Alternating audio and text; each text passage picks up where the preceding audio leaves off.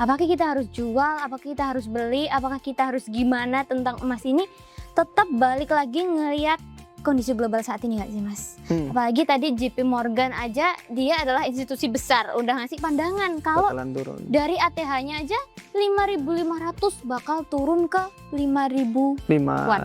5.000 something. Emas ini kita mau narik karena bisa digunain di banyak hal. Elektronik itu harus pakai emas itu kira.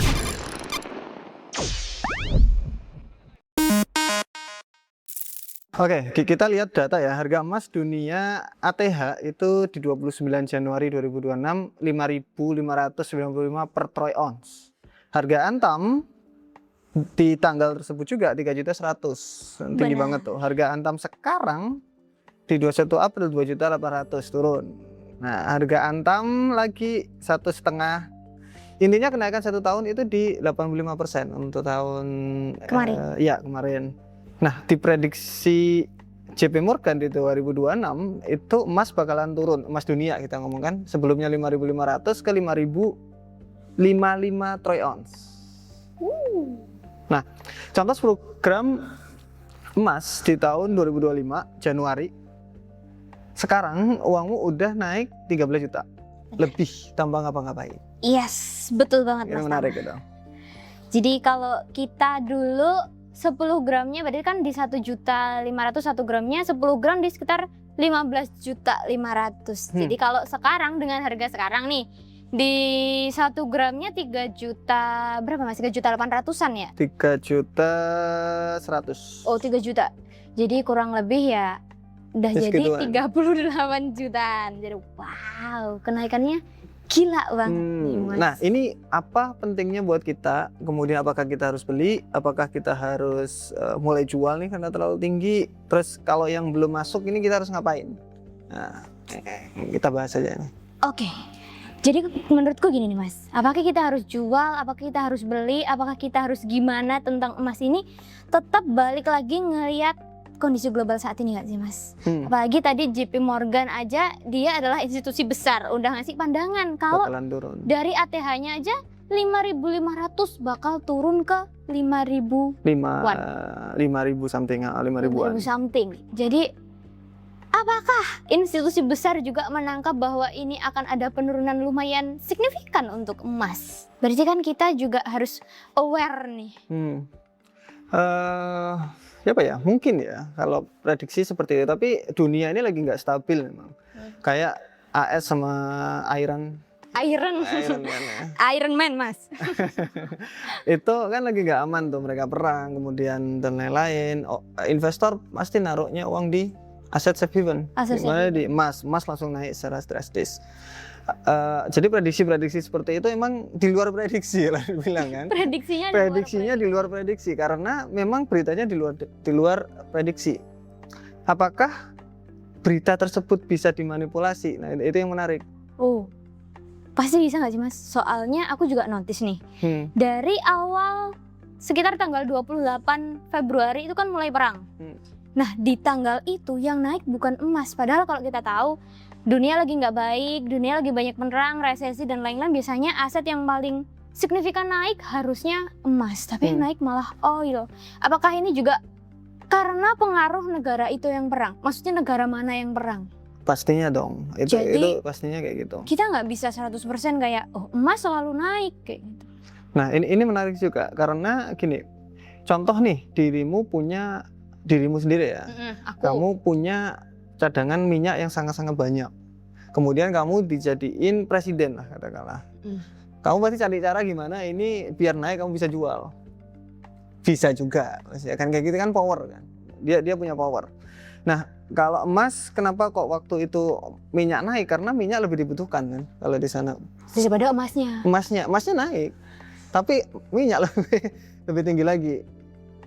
Nah, yang bikin kemarin tuh kenapa kok naik banget itu Bank Dunia juga lagi dorong emas soalnya. Jadi kalau dilihat China, India dan negara lain membeli emas besar-besaran untuk cadangan devisanya mereka agar nggak terlalu bergantung pada US.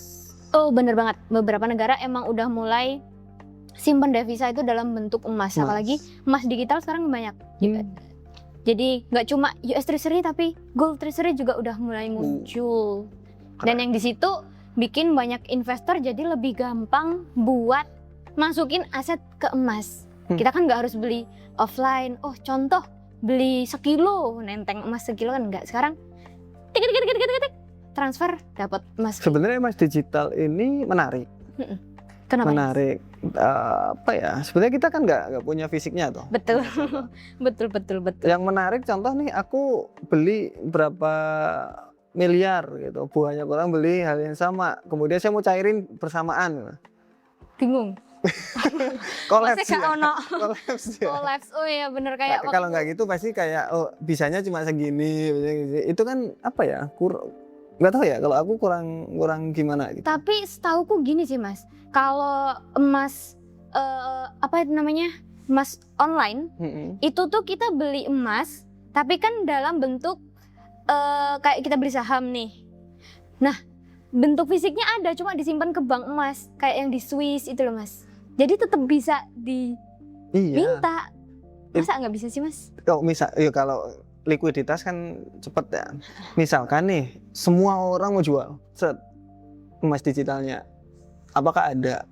Ya sama seperti kita masukin uang di bank. Kita mau ngambil pasti ada limitnya. Bener. Pasti ada limitnya juga. Iya. Karena kadang-kadang aku ke bank itu, nggak bisa Mas. Cuma segini uangnya di sini loh. Itu biasanya kayak gitu. Itu gara-gara banknya yang uangnya segitu. Kalau aku gara-gara limitnya cuma segini Mbak, nggak bisa ya kartunya Mbak. Ya, biasanya itu kayak gitu. Jadi kalau dari BRICS juga kan udah mulai itu dari dulu kan dia udah ngomong bakalan jadi landasan ekonominya itu ini emas. Nah, kalau si US kan sekarang petrodolar. Benar.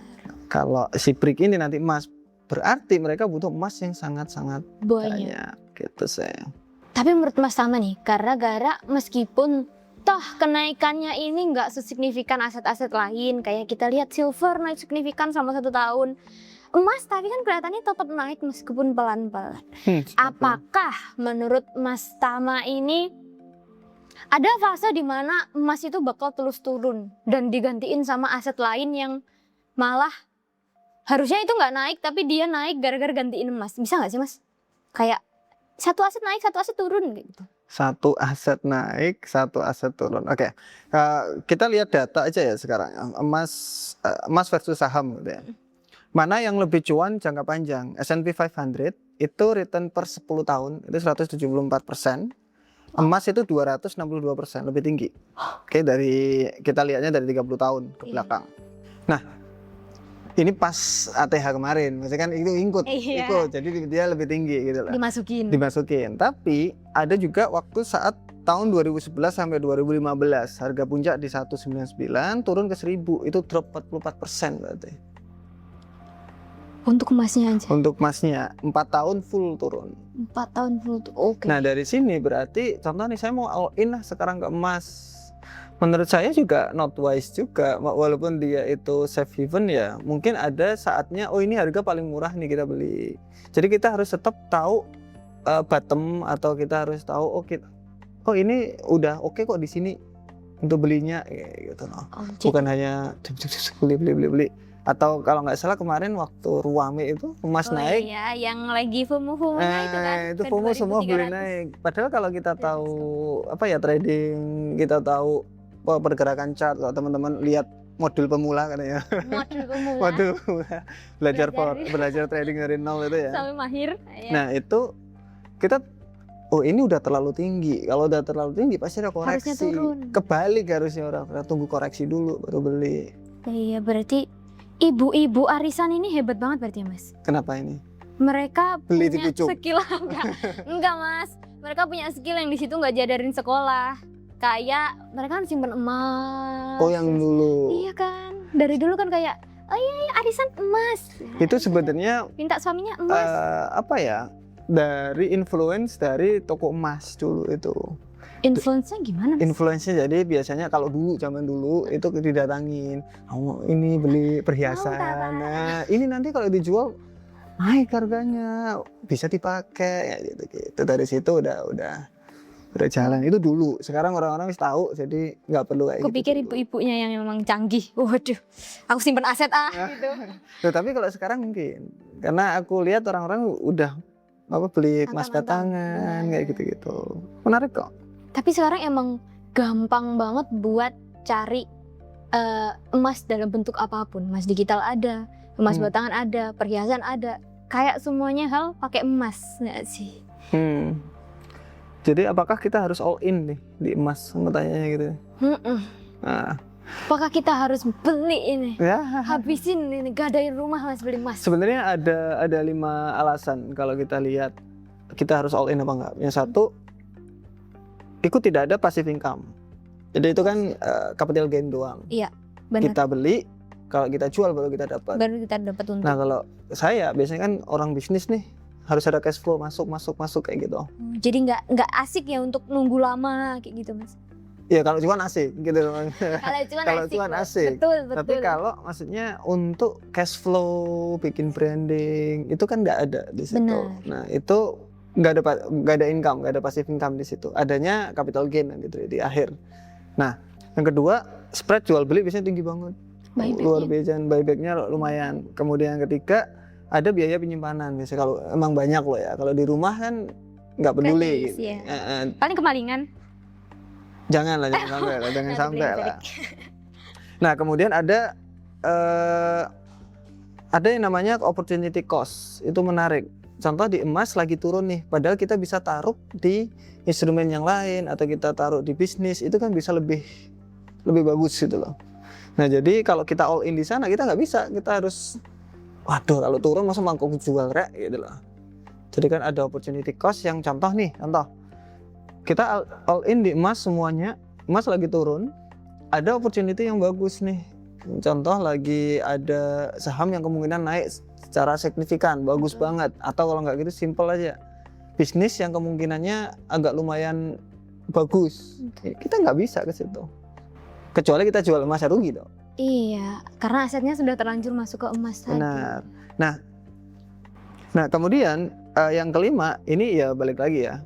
Ketika harga itu koreksi, berarti ketika harga itu naik, dunia kan masih sedang gonjang-ganjing tuh. Betul. Tapi ketika membaik, baru koreksi. Ya, koreksinya di sini kita bisa taruh di instrumen yang lain atau apa. Itu kan yang biasanya trader lakuin.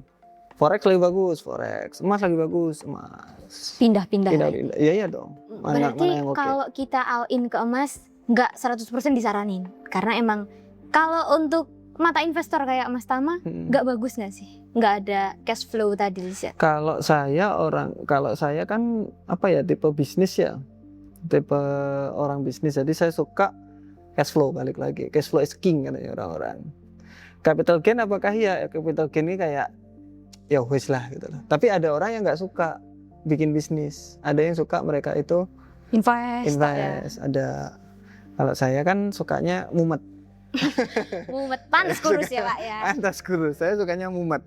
Tapi seru gitu loh. Sejauh ini Mas Tama pernah nggak ngelihat emas ini lagi naik, tiba-tiba di suatu negara nemuin cadangan emas yang banyak banget? Kayak kan kalau di sini kita baru aja nih tambang di tempat kita sendiri kan juga belum terhitung sangat lama nih Mas. Apakah itu juga mempengaruhi?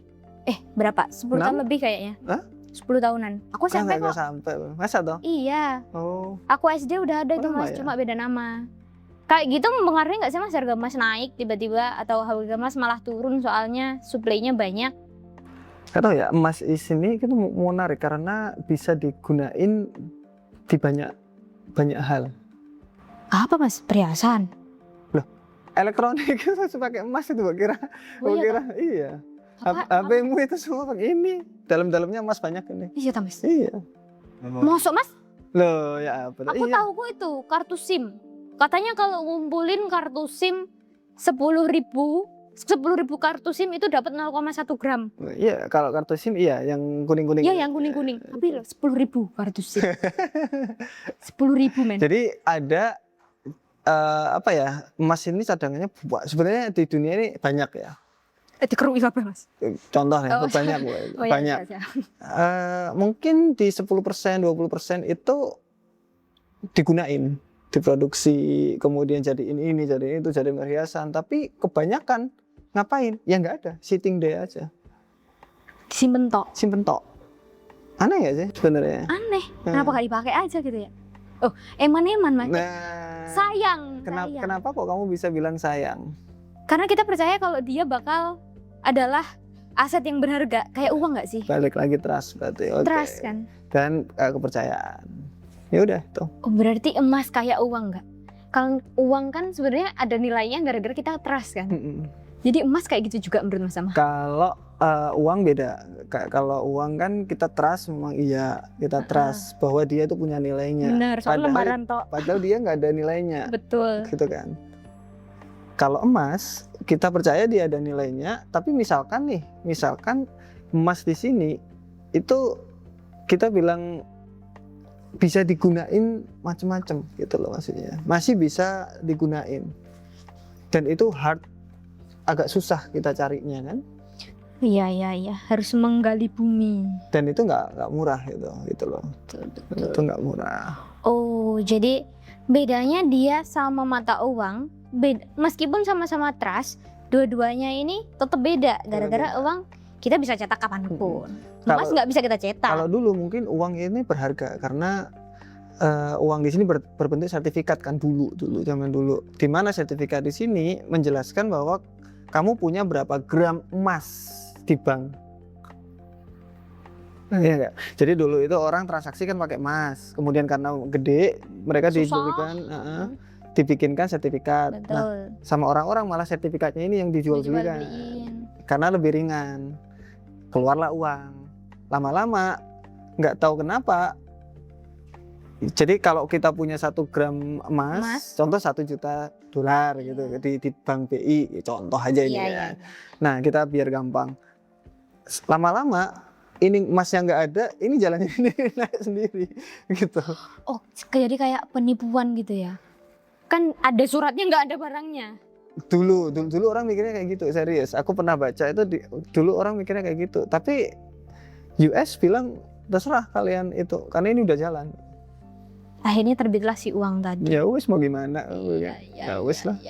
Tapi orang trust, heran itu. Iya kan, kayak aneh gitu loh. Hebat sekali itu. Pikir juga kayak soalnya beberapa orang kan lebih ke yang ibu-ibu. Jarang kan sekarang bapak-bapak yang kayak beli emas. Biasanya bapak-bapak juga beli emas kan, beliin istrinya. Tapi orang-orang dulu kayak, oh iya punya uang, beli emas saja. Emas yang mereka ngomong itu mungkin perhiasannya. Iya, tapi kan tetap mereka dilihat. Soalnya banyak banget Mas liweran di IG, di TikTok atau kanal lain kayak dulu beli di tahun berapa Ibu? Saya beli di tahun ini 30 juta. Oke, kita sekarang returnnya dapat di 100 juta. Kayak itu bikin iya Mas. Jadi kayak orang-orang tapi perhiasan. Iya. Oke, jadi karena kita tadi udah bahas nih Mas, orang lagi viral juga beli tahun segini, profitnya segini, dapat buyback segini. Apa kita juga bisa ya dapat profit kayak gitu sekarang? Maksudnya profit gede gitu di emas ya? Profit gede tapi di emas. Tapi mungkin bisa, mungkin kalau menurutku emas di sini emang cocok untuk lindung nilai. Jadi untuk melindungi kekayaan kita dari inflasi. Dari inflasi. Cocok banget. Nah, kita bandingin beberapa instrumen. Nah, sekarang contoh emas fisik. Kan return potensial itu di 6 sampai 9 tahun dari histori loh ya. Ya. Tapi passive income-nya nggak ada. Karena kita dapat dari capital gain doang. Kalau jual aja. Kalau jual aja. Kalau saham blue chip itu 10 sampai 15 tahun plus dividen kan ada cash flow-nya setidaknya per tahun. Oke, kemudian index fund per tahun ada tapi kecil banget, properti kalau mau disewa dia dapat ya enggak. Kalau enggak yang enggak, tapi enggak liquid. Properti liquid di sini kalau kita butuh jualnya agak lama, agak susah. Perlu waktu. Dan lama. Kemudian kalau bisnis potensialnya berapa persen nggak ada. Tergantung bisnisnya Dan nggak terbatas sebenarnya. Kalau passive income, yes, yaitu keuntungannya. Kemudian terakhir trading. Nah trading emas di sini apakah potensinya berapa persen? Ya balik lagi nggak terbatas kan trading, mereka pakai leverage toh. Kita pakai leverage. Tapi bisa nol. Tapi bisa Banyak nol. kemungkinan nolnya. Tapi bisa nol. Oke. Untuk passive income enggak, karena kita harus trading. Kecuali mereka pakai robot, pakai AI untuk jalan sendiri. Passive income. High frequency trading itu pasti bisa. Karena based on skillnya taruh di robot dan lain-lain. Nah, dari situ semua banyak sebenarnya daripada emas. Yang kita lihat kan instrumennya banyak nih. Kalau cuma all in di emas, banyak kita opportunity cost-nya tuh nggak kemana-mana. Jadi mungkin dipecah. Oh. Mungkin dipecah. Jadi bisa sebenarnya, tapi lebih disaranin dipecah aja daripada all in. Kalau saya lebih cocok dipecah. Contoh saya emas di 20%, properti kalau saya properti agak banyak tuh. Jadi 40, bisnis yang agak lumayan gede juga, 40 juga kayak gitu-gitu. Contoh aja. Jadi biasanya bisnis itu lumayan gede kalau punya saya, properti, trading, kayak investasi emas, Bitcoin, saham itu sangat-sangat kecil aku. Karena saya suka yang bikin mumet. Tapi loh Mas, kalau kita cuma beli emas hitungannya aman, per tahunnya dapat profit kalau dijual. Habis itu mungkin emang benar sekarang harganya lagi mahal banget. Hitungannya kan kemarin sempat naik di 3 juta 100-an, tapi kan sekarang di 2 juta 800-an kan.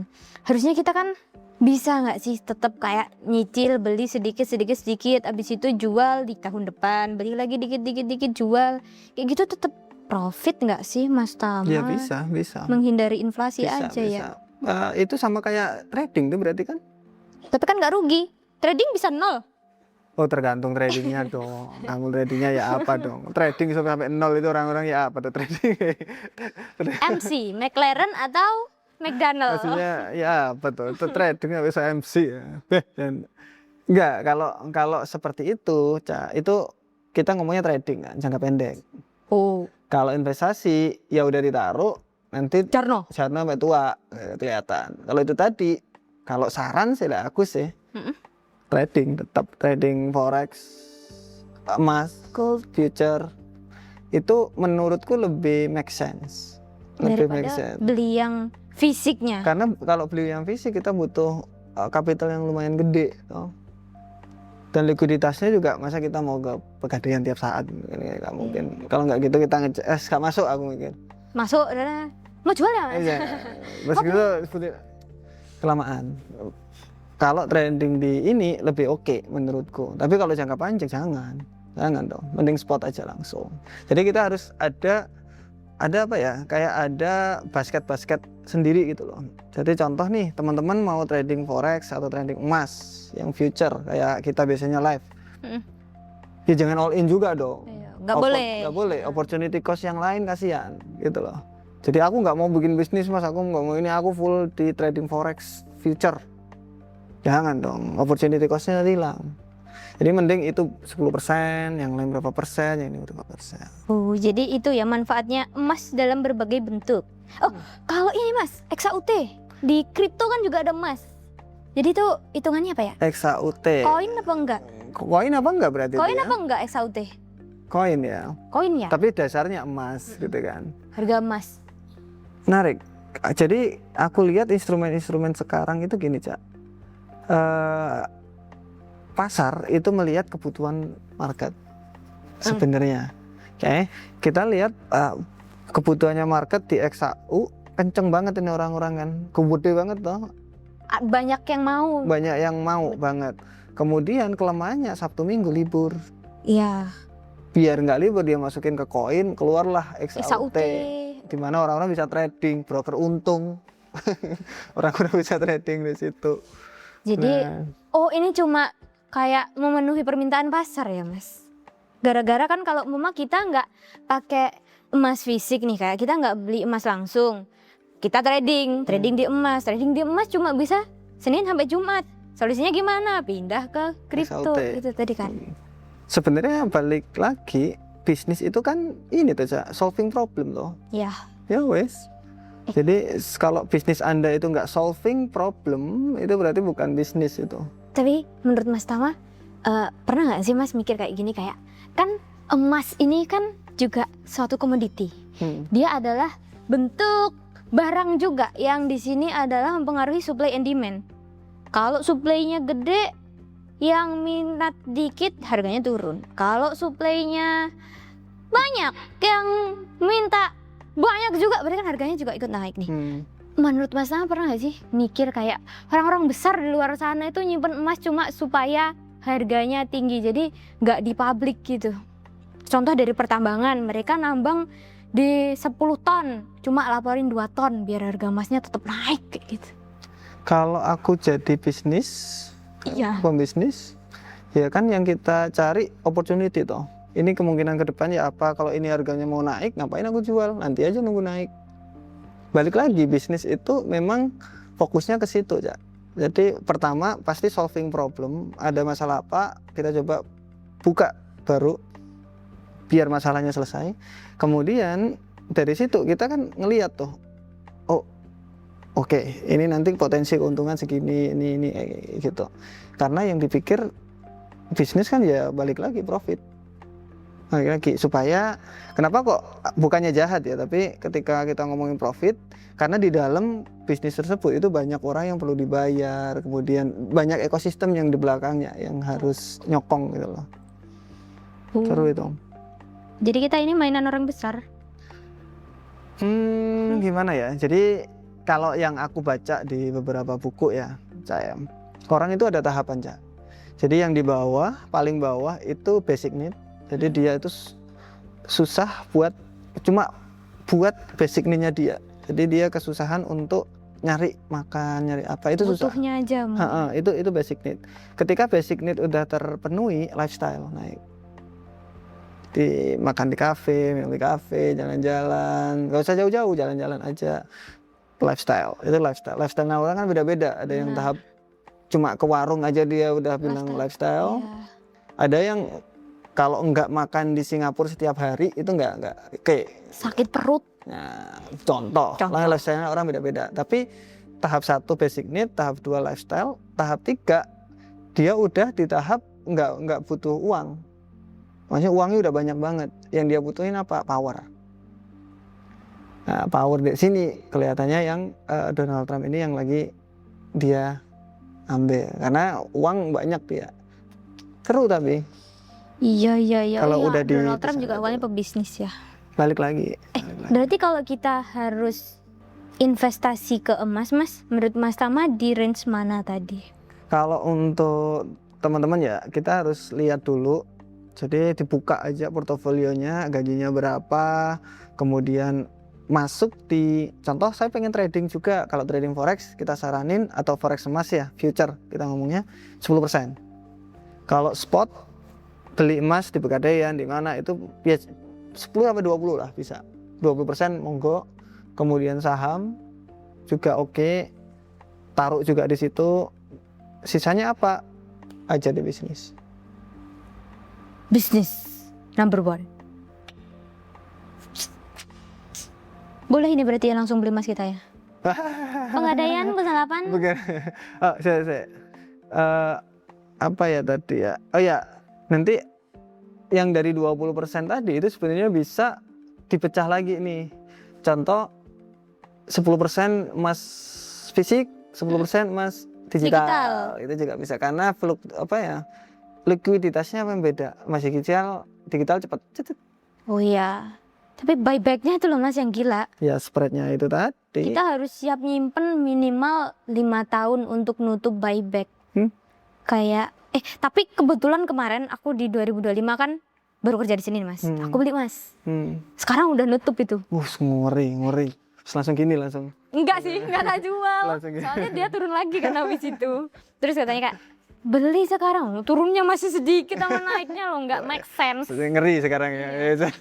Coba dulu nggak belajar teknikal, nggak belajar fundamental gitu. Belilah. Itulah untungnya. Jadi belajar trading pemula. Belajar forex dari nol sampai mahir. Oke, thank you semuanya. Bye bye. See you.